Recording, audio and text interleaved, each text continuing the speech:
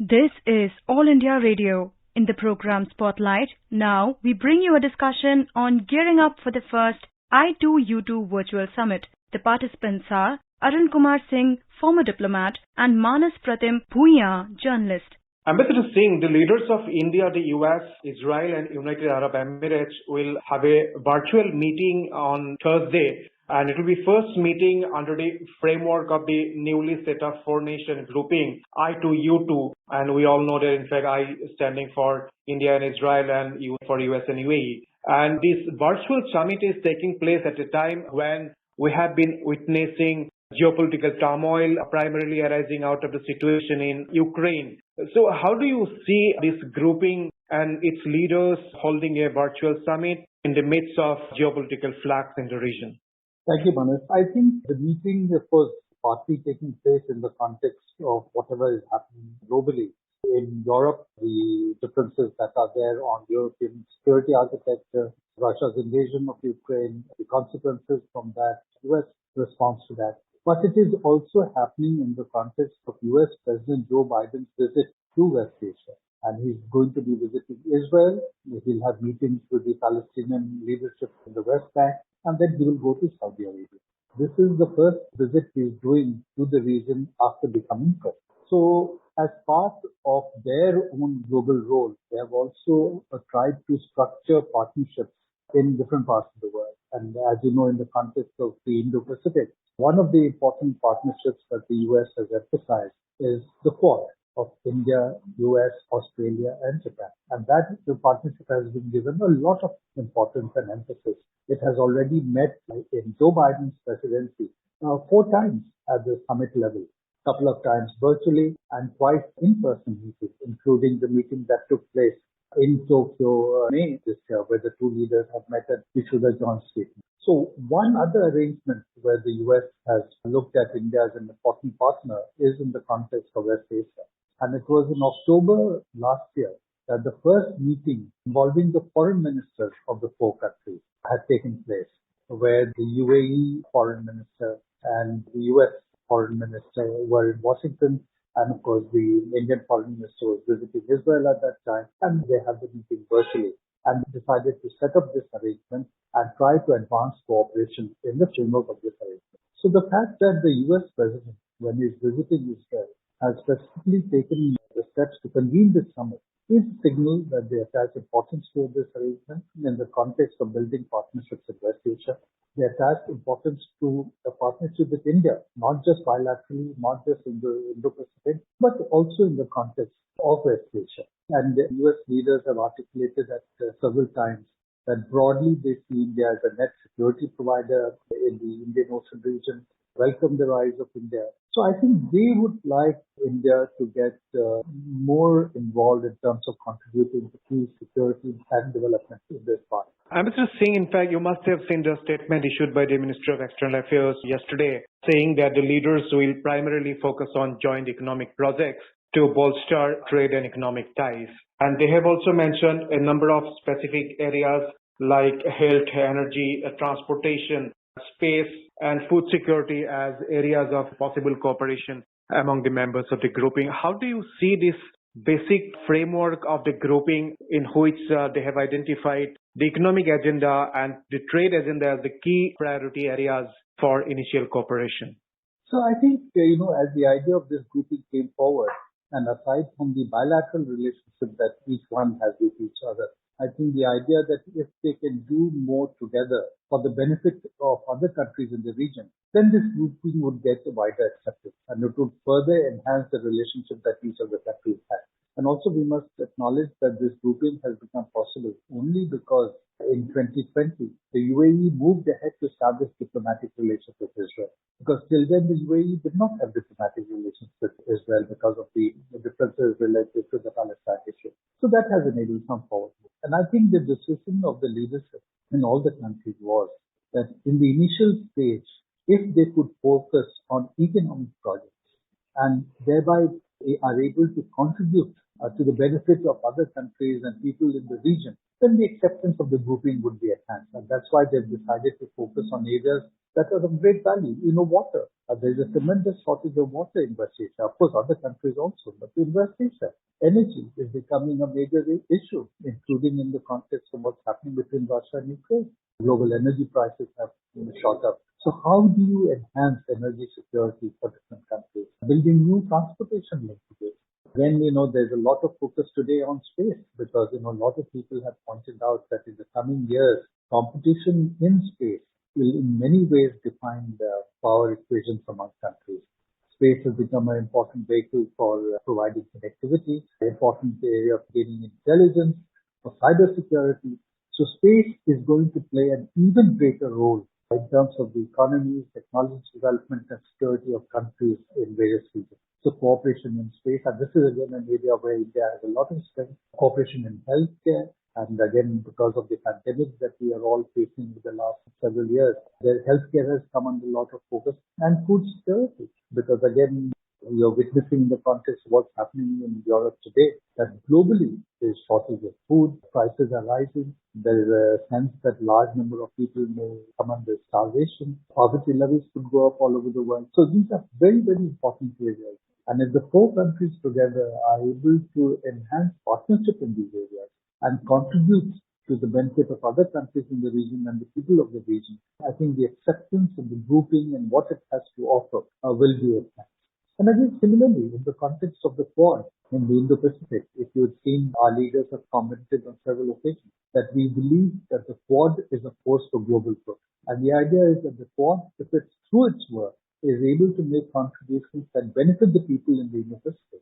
Amrit Singh, I would just like you to explain the significance of this framework among the four countries in the backdrop of India's growing ties with the countries in the Gulf region, particularly with the UAE. We have seen a massive upswing in our overall cooperation, including in the areas of trade, business, defense, security cooperation. In the area of cybersecurity, we are expanding cooperation with the UAE. Again, Israel, in fact, in the last 5-6 years, we have seen a massive expansion of our cooperation with Israel. Definitely defense is a very key sector, but parallelly we have expanded our cooperation in the areas of water, in the areas of agriculture, etc. With US, you were there in Washington as our ambassador, and in fact, how our cooperation has actually increased manifold in the last 1 decade. So how do you see these three countries with whom India has significantly expanded its cooperation in the last few years?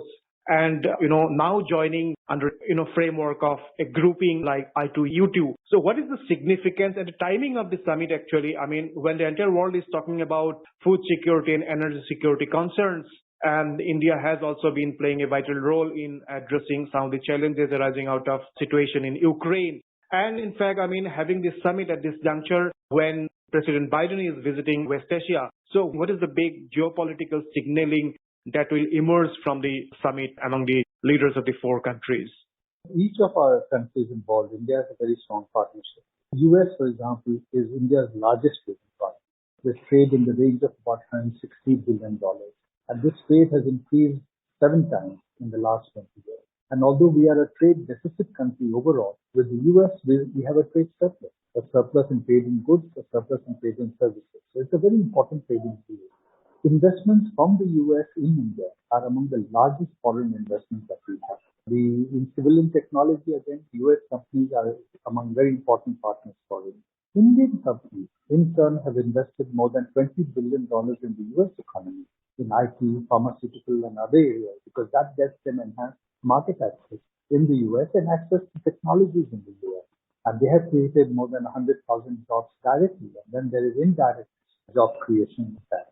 So it's a very deep economic and technology partnership. Today, there are more than 4 million persons of Indian origin in the US and at key positions. The Vice President is a person of Indian origin. The recently appointed cabinet level position, the Director of the Office of Science and Technology Policy in the White House, is also a person of Indian origin. So across the administration, in Congress, other areas, persons of Indian origin in the US today are in critical position.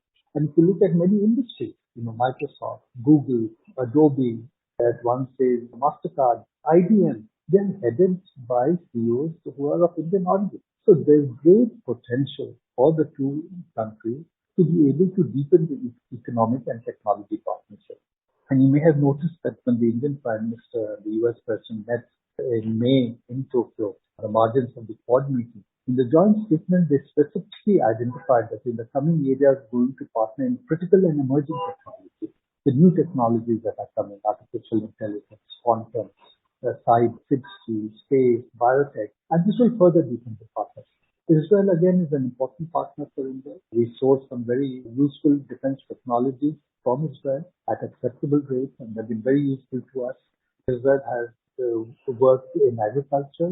They do have some demonstration farms in India, showcasing Israeli technology, methods through which they've done tremendous increase in productivity, efficient use of water, drip irrigation. They have also worked in dairy and many of the Israeli high-tech industries because, globally, US has the largest number of startups in the world. Israel, although it's a country of only 7 million people, has the second largest number of startups in the world. And now India is being one of the leading countries also with the startups. So again, startups is another area with a lot of potential. And the fact that the US President has sought to convene this meeting while he's visiting the region is a signal that from the US perspective, this is an important framework for a multilateral partnership. I was saying, in fact, what is your expectation from the summit specifically? In fact, are you expecting any specific announcements or specific projects that the leaders are expected to announce after the summit? So I think, the very fact that the meeting is taking place is important. And beyond that, I'm sure they will give guidance on the two officials working with them because the I2-U2 arrangement has appointed Sherpas who meet from time to time to advance projects in the areas that we had listed earlier. So I think guidance from them to their interlocutors, how to take forward projects in some of these areas identified. And of course, since they're meeting at the summit level, I'm sure there will be some discussion on the political and security challenges in the region and globally. And there has been a view in the Western countries about India's continuous procurement of crude oil from Russia. And India has been stoutly defending its position, saying that in fact its policies are driven by its national interest. So do you see any kind of discussion, India's procurement of crude oil or in the larger context of the energy security at the summit? I don't think that will be much of a focus because, of course, India has increased its purchases from Russia, keeping in mind its own energy security and the economic situation. But if you look at the figures, what India is purchasing from Russia is very small compared to what the European countries themselves have been purchasing from Russia, both oil and gas. So, they've been purchasing almost $1 billion a day worth of oil and gas from Russia. So, there is hardly any comparison there. So, I don't think that really will be a major subject of discussion. I think even the US, where there is some differences between India and US on the issue related to Russia and Ukraine, I think they recognize the nature of India's relationship with Russia. The US Secretary of State has said on several occasions that the India-Russia relationship developed at a time when the US was not willing to be that kind of a partner. And of course, he said that now the US is willing to be that kind of a partner. And the US National Security Advisor said some days ago that with India, US is playing the long game. So understanding India's compulsion and then trying to see that in the context of the changes that are happening, if they can further deepen the relationship some ways. So I'm sure there could be an overall discussion on issues related to current situation and energy security. I'm still saying, do you think India again being part of another very crucial bloc or grouping, reflects India's growing, stature and importance in addressing various global challenges in the context of the geopolitical developments that we have witnessed? Of course, it reflects that, but it also reflects the fact that India has strong partnerships with each of the other countries who are in this. Because without that this is not happen. And it also reflects the fact that the US, which normally has a certain role in each of these groupings, values its relationship with India. So it's a reflection of all these things. Mr. Singh, thank you so very much for a detailed perspective about the upcoming I2-U2 summit and India's relations with each of the member countries. Thank you so very much. Thank you. You were listening to a discussion on gearing up for the first I2-U2 virtual summit. The participants were Arun Kumar Singh, former diplomat, and Manas Pratim Bhuya, journalist. This program was produced and presented by the News Services Division of All India Radio. You can listen to it on our mobile app, News on AIR. This program is also available on our YouTube channel, News on AIR Official. You may email your opinion about this program at airnsttalks@gmail.com.